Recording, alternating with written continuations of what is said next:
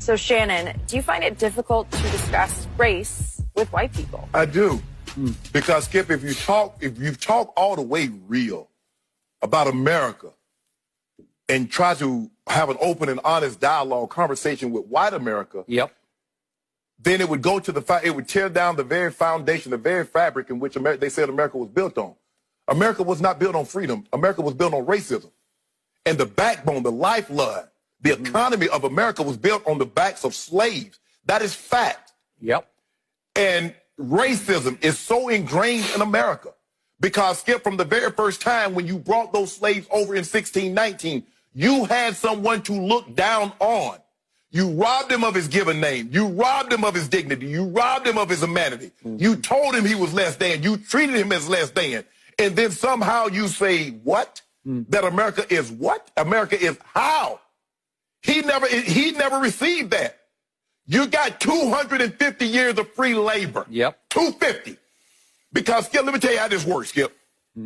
When you hire someone to do something, either you can't do the job or you don't want to do the job. So which is it? So as America was thriving, who was doing the work?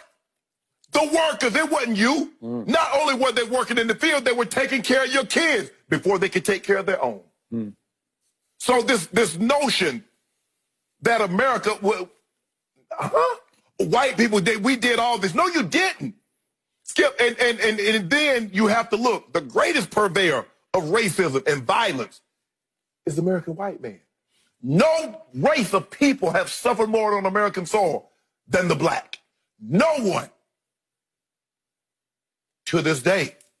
So you had 250. I mean, you could argue the Native Americans. But Skip, they weren't enslaved for 250. No, they were not. Now, they were just murdered often and their homes taken from them. That's what happened. I got it. And I'm just saying, for on balance. Yes. And the thing was, Skip, and they still did it, and they did it. See, guess what they did? So they've been stealing and looting since the inception of America. True. So when you talk openly and honestly about what they did to the American black, and then you're like, oh, get over that. That was so long ago. That's ingrained. Years and years, Skip, where you don't have any income. So great-grandfathers had sons and sons and sons that had nothing. They had no wealth. While they were passing it down from generation to generation, he was a slave owner. His son was a slave owner. His son became a slave owner. His son became a slave owner. You see how that wealth kept going down the line? Where we were having to start from scratch and Skip because, you couldn't read. A lot of these guys, they couldn't read. And if they caught you reading, they beat you or they killed you. So it took us a long time. And those were the ones happened to be the few that overcame. So if we have open and honest conversation about what America is and how America came to be, how do you tell the story without telling about the American slave and his significant role in American history? But they'll tell you about George Washington. George Washington had slaves. They'll tell you about Thomas Jefferson. He owned slaves too, but he wrote the Declaration. You see, Skip? But he wrote the Declaration of Independence. What about them slaves that he had? What about... He even had kids with him. Yeah, and that wasn't by choice. Stanley Hemings was 14 years old. So in other words, and he took across state line and across seas for immoral purpose. But that's Skip. I don't want to get too far to that. But you know what I'm talking about. So if we tell the story of America in its totality, truthfully, honestly, white America can't deal with that, Skip, because they want to feel that we discovered it because we wanted a better way of life and we yada, yada, yada. But that's not it. And so you're going to have to rewrite history. All those history books will have to be burned. Instead of sidebars and footnotes, the African American would have to be featured very prominently. And I don't know if America really wants to do that. I really don't. Have you ever sat down and had a conversation with a white man about race relations like you just had with because anytime we talk about race, the first thing they talk about, well, Shannon, what about the black on black crime? What about the violence in Chicago? You see, it's always, Skip, I got to shift it. I don't want to talk about, let's talk about this head on. Let's talk about what you did, how you robbed and pillaged and looted Native Americans of their land, and how you enslaved, brought men and women to cultivate this land, to grow. Skip, cooking. Who did all the cooking? Miss Mary ain't do no cooking. Who took care of the kids? She ain't take care of no kids. So, man, stop this. If you're going to tell the story, we're going to have to tell it in totality, Skip. Yep. But we'll have to tell it honestly. And Skip, that's 400 years. That's too much history.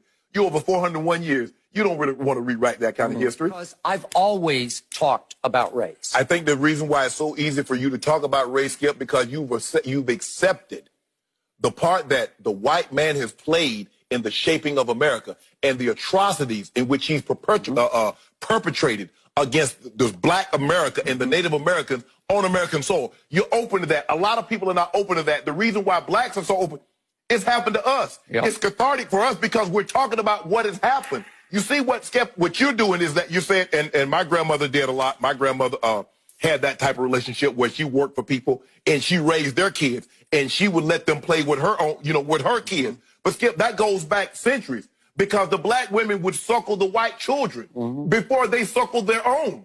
So if you want to tell the story in its totality, Skip, there's something called a Mississippi appendectomy. What that was that black women would go to get procedures, and the doctors would give them a hysterectomy. So in order to tell the story about America, you have to tell it all in its totality. That's true. The good, the bad, and the indifferent. Skip, we don't want to tell that side. We want to paint America as, because America is viewed as this place on a hill that everything is so pristine, it's so it's so lovely. But if you go back and you look at his history, 1619. Yep. Nah. Right. Even when they said in 1865 emancipation freed the slaves, Skip, freedom to do what? Yep. Skip, if he had no education, he had no money, he had no land, guess what he went back and did? He went right back to the very situation. And they called it sharecropping. What are we sharing? Are we splitting this 50-50? No, you work for me, I give you a place to stay, but I get all the benefits of the crop. Yeah. Okay. But see, Skip, the thing is with you, although you're stubborn, you're very open-minded. You're very receptive to see a different point of view, even though it doesn't coincide with your own. So many people that look like you, that of your color, that talks like you, that sounds like you, they're unwilling to do that. They're so hell-bent. This is how it is. This is how it's going to be. So I don't want to hear anything. Forget the knowledge. Forget the fact that you benefited for what my ancestor did. That's you're true. benefiting from being white in America. So you already, Skip, you're already at third base. I'm at home. I'm swinging, but I already got 2 strikes. Yep.